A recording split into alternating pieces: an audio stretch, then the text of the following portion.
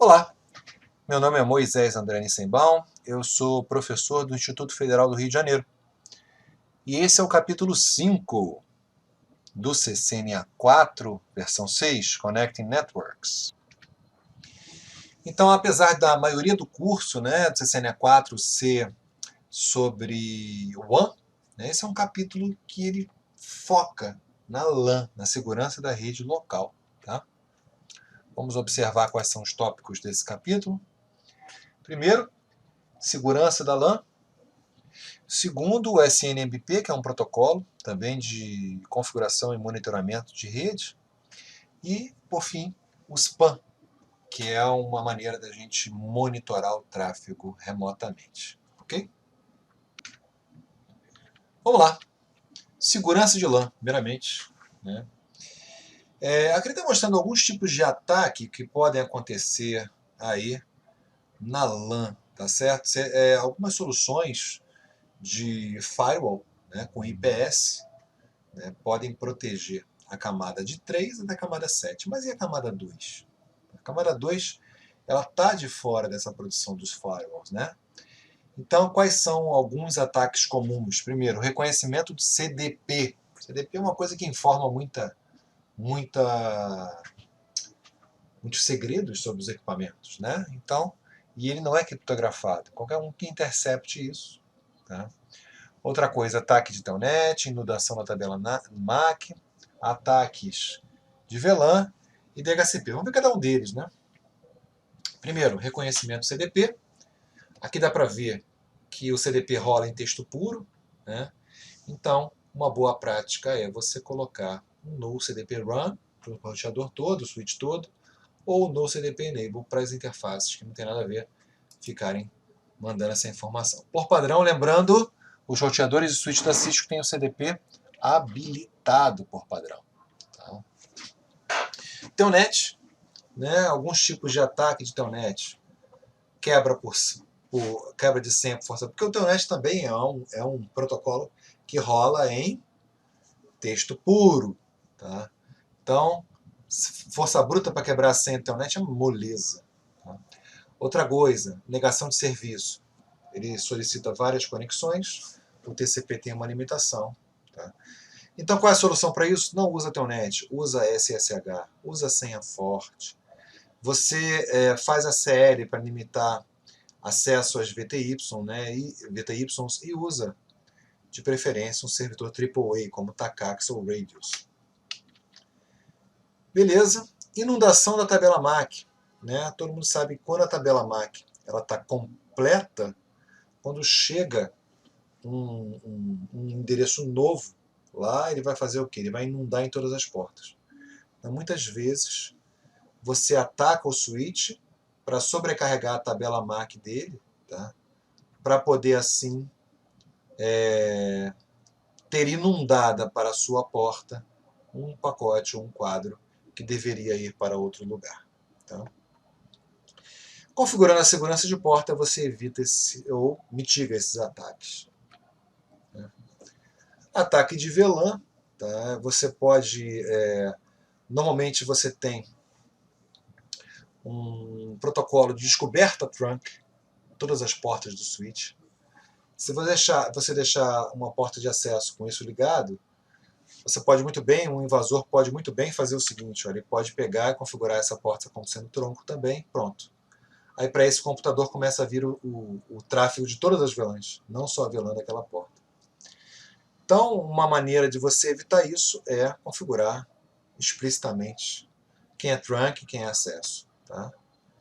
E configurar direitinho as portas de acesso. Ataques de DHCP, isso é muito comum, quando você tem algum invasor que finge ser um servidor de DHCP e ele acaba fornecendo todas as informações para o cliente da maneira dele, gateway padrão, etc. E aí ele consegue aqui capturar o tráfego que vem nesse cliente. Para evitar isso, você pode... o outro tipo de ataque é um ataque de esgotamento da DHCP. É um tipo de negação de serviço, Você faz várias solicitações ao servidor até acabarem os endereços IP. Nenhum mais cliente consegue pegar endereço IP desse servidor. Maneira de acabar com isso é você configurar o DHCP Snooping, né, no switch. É bastante interessante isso, como é que ele faz. O DHCP Snooping. Ele vai mostrar depois como é que faz. Tá? Protegendo estratégias para proteger a rede local, né? Usar protocolos variantes, né, que tenham criptografia, como SSH e SCP, usar senhas fortes, ativar o CDP apenas quando necessário, usar o Telnet de forma confiável, uma velocidade de gerenciamento separada e dedicada, e as ACLs. Bom, mitigando ataques da tabela CAN, da tabela MAC, tá certo? Como é que você faz isso? Né? Você usa a segurança de porta do switch, dizendo que ela tem um máximo de endereços MAC. Então você não vai sobrecarregar a tabela. É moleza fazer isso nas portas de acesso. E aí você desativando também o DTP, nas interfaces que são de acesso, você mitiga os ataques de VLAN. O DHCP Snooping é bastante interessante, você configura nos switches quais as portas de switch que podem receber solicitações, que podem circular aquelas informações de DHCP. Tá? Então, se você impede computadores que estão ligados à porta de acesso a fingirem ser servidores DHCP, você mitiga esse problema.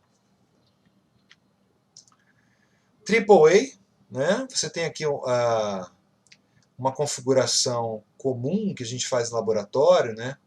De acesso do cliente. Você pode colocar um AAA configurado aqui localmente, com a base de dados local, ou um AAA com uma base de dados remota de usuários. Né? O que é o AAA? Só lembrando, né? É autenticação, autorização e auditoria. Tá? Então são os 3 A's. Que você, ligando esses 3 A's, você aumenta a segurança da tua rede. Né? Nós estamos ligando esses 3 A's aonde? No gerenciamento dos dispositivos, tá bom? O protocolo 802.1x é bastante interessante também. Né? Ele pode ser usado tanto em redes cabeadas como em redes wireless também. O que ele faz? Ele define um protocolo de controle e autenticação para acesso baseado na porta do switch. Tá? Então ele impede, por exemplo, que estações de trabalho que não estejam explicitamente autorizadas se conectem a uma LAN. Tá? Então você tem um servidor de autenticação aqui, 802.1x, né? E para poder entrar na rede, a máquina pede para ser autenticada nesse servidor. Tá? Tudo isso é nível de porta, para poder usar uma porta ou não. 802.1x é muito legal também. Passando para o segundo tópico aí, SNMP. O que é o SNMP? O SNMP é um protocolo que fornece informações dos dispositivos para um determinado cliente chamado gerenciador SNMP. Tá? Então a gente tem 2 elementos aí, que é o gerenciador e o agente, tá certo? O agente é o que fornece a informação e o gerenciador é o que coleta a informação. Essa informação ela pode ser obtida de 2 maneiras. Primeiro, o gerenciador pode solicitar e a informação vem. Segundo, o próprio agente pode ser, de maneira proativa, avisar o gerenciador de algum evento. Tá? Uma terceira coisa também pode acontecer, que é o gerenciador definir um determinado parâmetro de um roteador ou switch. Por exemplo, te ligar uma porta, colocar um endereço IP numa porta, etc. Tá certo? Então ele também, o SNMP é super poderoso, pode também fazer isso, desde que esteja permitido, tá bom, gente? Beleza? Então lá, quais são as operações?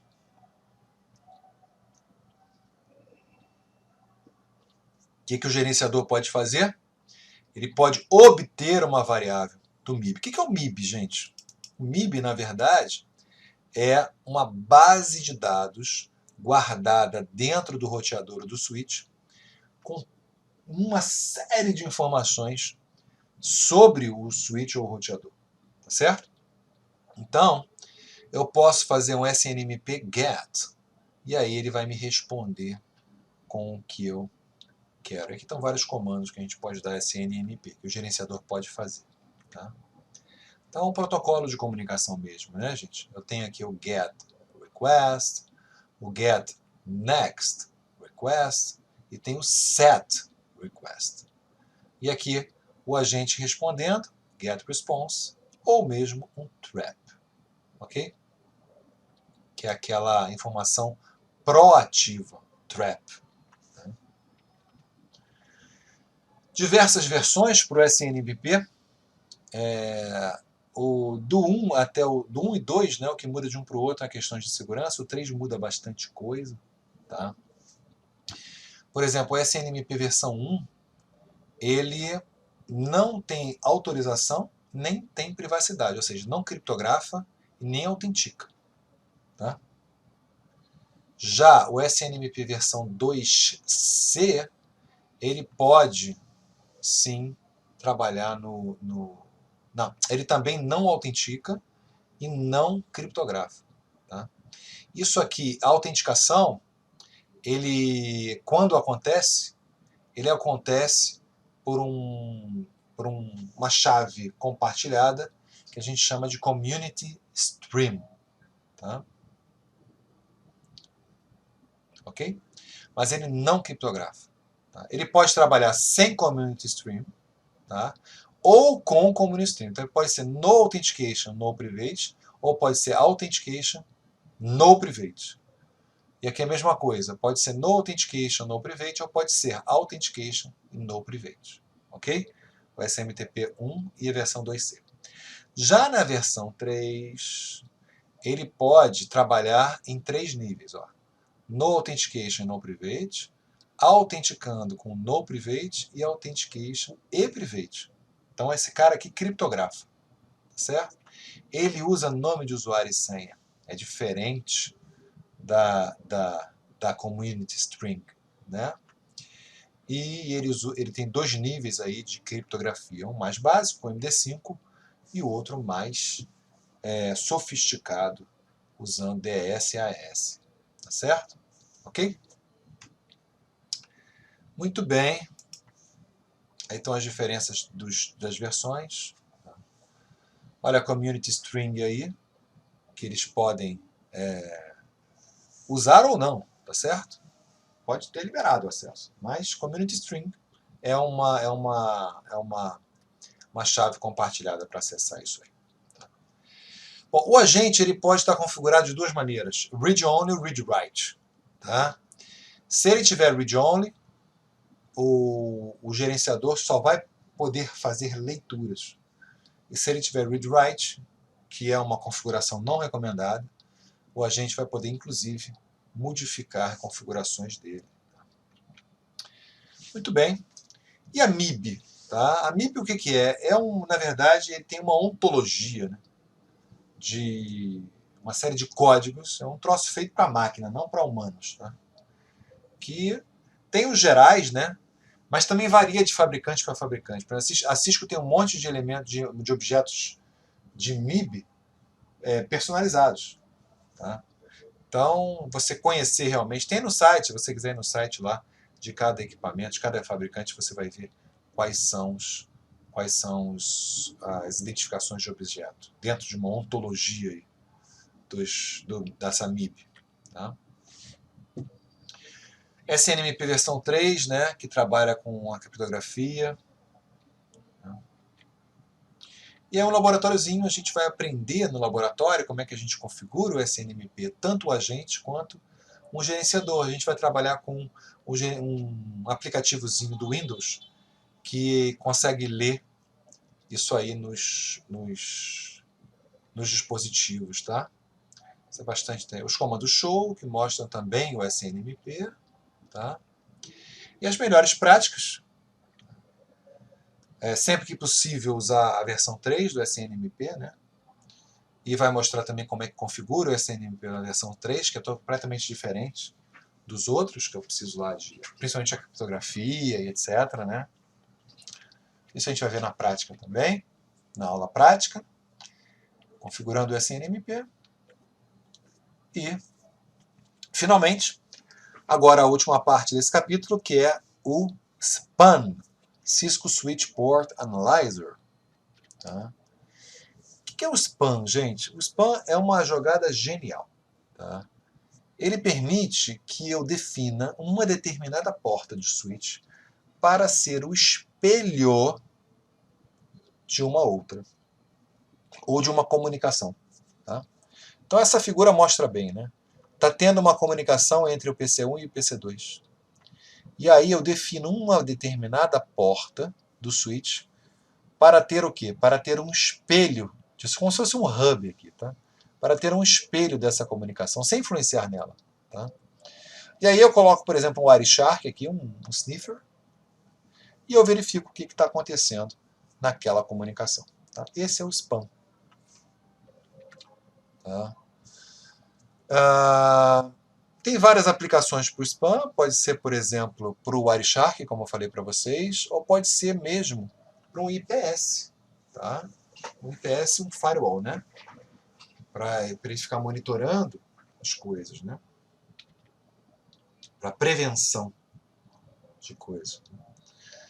Você tem dois tipos de spam, o spam local e o spam remoto. O spam local, ele trabalha no mesmo switch, tá? Então, ou seja, no mesmo switch em que eu tenho uma porta que vai espelhar as outras, é que eu tenho a comunicação. Por exemplo, eu tenho um switch, a porta 1 e 2 está tendo a comunicação, e na porta 3 eu coloco o spam.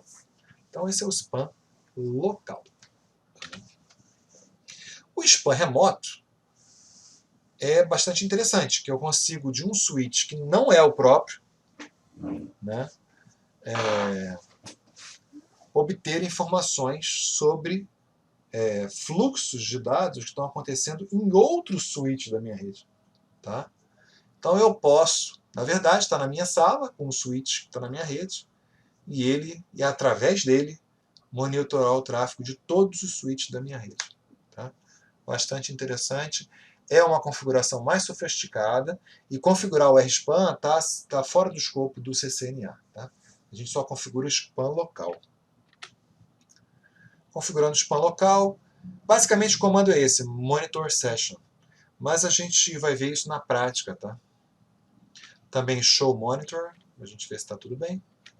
Um laboratóriozinho. Para que serve o spam? Para solucionar problemas, né, com Wireshark, tudo a gente vai ver na prática. Tá? E com isso a gente termina este capítulo 5. Até o próximo!